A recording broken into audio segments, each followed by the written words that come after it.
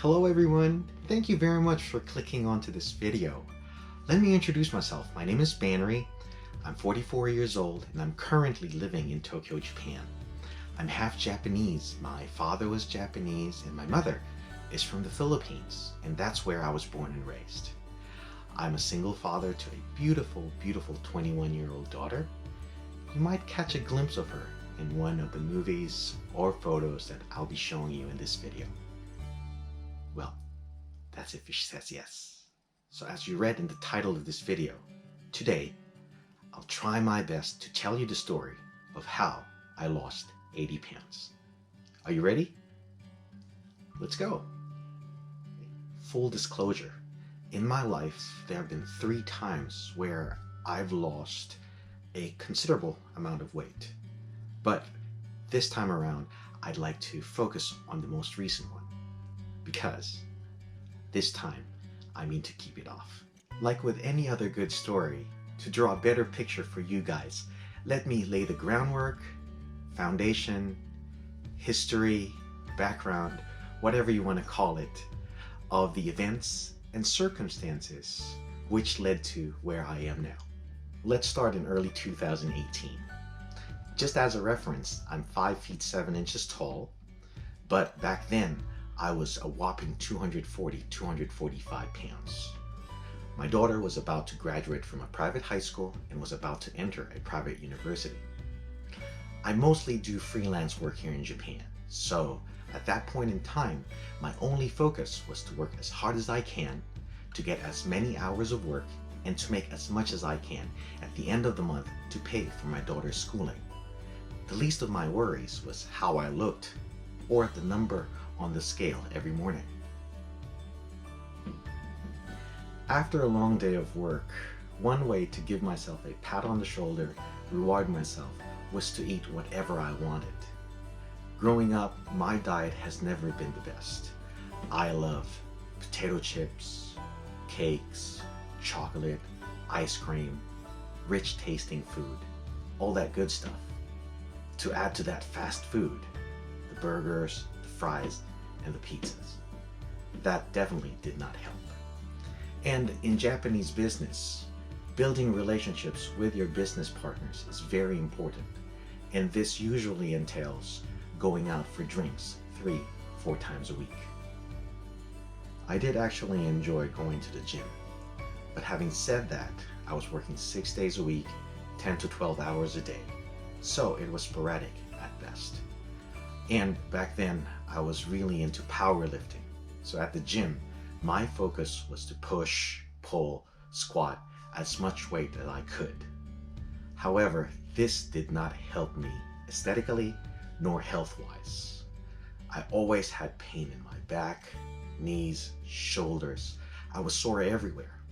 And I remember one time my daughter forcing me to get a physical checkup. And at that checkup, my doctor told me I had high blood pressure and he categorized me as obese.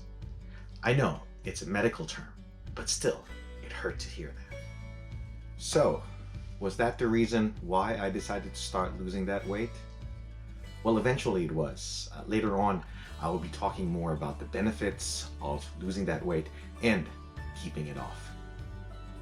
But initially, the real reason was your boy fell in love. Now, please, don't get me wrong. It wasn't that I thought I had to lose the weight to be deserving of this woman's attention. To tell you the truth, the connection, the attraction was already there from the very beginning. It was just that I cared about this person so much that I wanted her to have someone next to her that she could be proud of. Again, this was just me thinking in my head. No one told me that I had to lose that weight. It was just me. But it was enough for me to kick things off. Now that I've told you the why, my why of starting this weight loss journey, let's move on to how I did it. By this time, my daughter was already in university. She was becoming more and more independent, so I could be less hands-on in raising her. This gave me the opportunity, the time I needed to do what had to be done. I used the law of thermodynamics. Total calories in, total calories out. I knew to be able to lose that weight, I needed to create a caloric deficit. So either I ate less or exercised more. I decided to do both. The first thing I did was go on the internet and look for a TDEE, Total Daily Energy Expenditure Calculator. It's just one of the tools that could give you a rough estimate of how many calories daily you need to maintain your weight. So I found myself one, I put in my numbers, and it gave me a figure. Now, I know these tools are far from accurate, but at least it gave me a reference point where I could make several adjustments until I found what I believe for me was the sweet spot. But more on that later. First, let's go to what I did with my exercise routine. As I mentioned earlier, I was really into powerlifting. At that time, I totally ignored, avoided, figuratively, not literally, ran away from cardio. When I went to the gym, I would walk past the treadmills, the stationary bikes, and went straight to the power racks. So I decided to overhaul my exercise routine. I did a 180. I solely focused on cardio and almost totally forgot about the weights. Remember, at that time, my joints weren't at their best, so I started on the stationary bike. Less pressure on the knees, less pressure on the ankles. I went to the gym 5, 6, sometimes 7 days a week. Worked out on the stationary bike anywhere from 40 minutes to an hour. For a 240-pound guy, believe me, you will definitely sweat. In the first month, I lost around 20 pounds. My knees, my legs were feeling stronger. Basically, I felt lighter on my feet. So I decided to get off the bike and hop onto the treadmill. I knew I was going to burn more calories running on the treadmill for the same amount of time I was on the bike. So that's what I did. Lo and behold, I continued to lose weight. By the time the third month rolled in, I was down 50 pounds. You're probably thinking, cardio is the secret. Well, yes, it did help a lot, but unfortunately, it's true. Everything does start in the kitchen. Remember, calories in, calories out? So now, let me tell you more about what I did in terms of nutrition. Before moving on any further, let me just put this out there. I'm not a doctor, a personal trainer, nor am I a nutritionist. I'm just an average guy sharing with you what worked for me. So, before embarking on any fitness, weight loss journey, I strongly recommend you consult a professional. With that out of the way, nutrition. What did I do? I really wish I could tell you there was a magical potion out there that we could take to make us lose weight. Unfortunately, at least I myself haven't found one. But with the magic of the internet, I did get a good idea of my daily maintenance calories. I was creating a calorie deficit by moving and exercising more. But I wanted to bump it up, so I decided to do the same on the nutrition side. I aimed for a 600, 800, sometimes 1,000 calorie deficit off my daily maintenance calories. So I became somewhat of a calorie detective. I don't know if I can still do it now, but you could name any item in the grocery and I could probably give you an accurate estimate of how many calories it has. If you asked me about the macros, how many grams of protein, fats, carbohydrates I was eating in a day, I honestly cannot give you an accurate answer. I was just focused on how many calories I was taking in a day. I did cut down on my carbohydrates for the first 2 months, at the most, because I knew I wouldn't be able to sustain it. Remember, half Japanese, half Filipino. We love our rice. So, I believe, in my humble opinion, this is the key. being able to stay below your daily maintenance calories, and being able to sustain it. Again, I am no nutritionist. I'm pretty sure there are more effective, more efficient ways out there to handle your nutrition. But this is just what is working for me. Towards the end of 2018, I was down more than 50 pounds. I was happy. I was feeling good both physically and mentally. I was very proud of myself. And I really started to enjoy my workouts. At the same time, I was able to give myself opportunities to indulge in the food that I love. But I made sure to make up for the calorie surplus on the days before and or after that. 2019 came. In that year, there were two events I was really looking forward to. My 25th high school reunion and my sister's wedding in Las Vegas. Both were happening in the second half of the year. I'm not gonna lie to you, I wanted to look really good at those two events. And I was very confident that I was going to continue to lose weight because I had my routine down, I was going to the gym 4 days a week, and I was putting tabs on my calorie intake. I did make a change to my workout program. Remember when I said I almost totally forgot about the weights? Well, I wanted to make this calorie deficit easier for me to manage. So I decided to further boost my metabolism. One way to do so was to start gaining muscle. I started to slowly incorporate resistance training back into my program. But this time around, I was very careful not to go crazy with the weights. The last thing I wanted was to cause myself an injury that would definitely derail me from this consistency I had already established. So I started with body weight exercises, lighter weights at a higher rep range.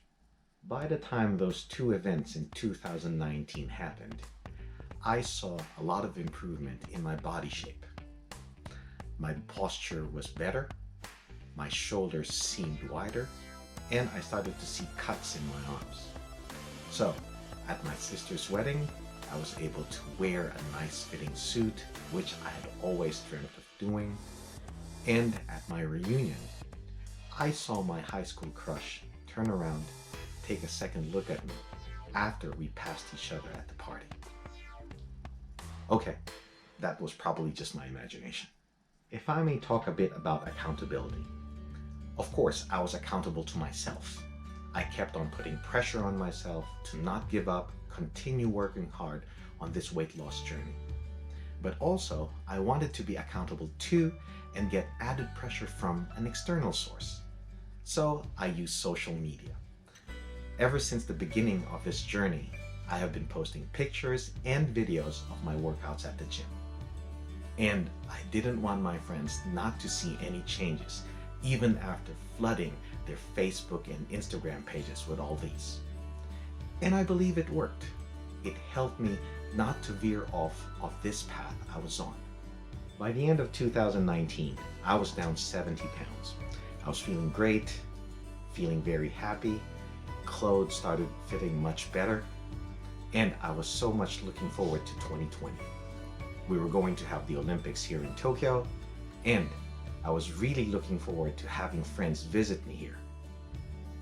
Then, COVID happened. Things got bad. The feeling of anxiety, uncertainty, isolation loomed over everyone. So many people's livelihood, including mine, got badly hit. Many of my jobs got canceled, and those that pushed through switched online. To make matters worse, the government started closing the gyms, along with other establishments. But somehow, my daughter and I were blessed enough to still get by. If I may share something here, I and a small group of people from high school decided to create an online community built up of friends from our old high school class, aimed to support, motivate, and help each other to keep both mind and body healthy through these difficult times. And to these people, I'd like to say, thank you. I appreciate you. I love you. Let's continue feeding off each other's energy and love until all these things blow over and beyond. Now, you may be wondering what I did to keep on track with my weight loss journey despite all these. Well, I took it out on the road. I ran everywhere, around my neighborhood, around the beautiful parks in Tokyo, and of course, around the Imperial Palace. By the end of 2020, I had racked up more than 1,000 kilometers.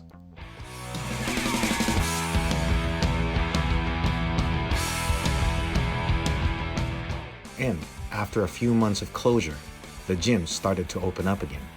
So I went back with a vengeance.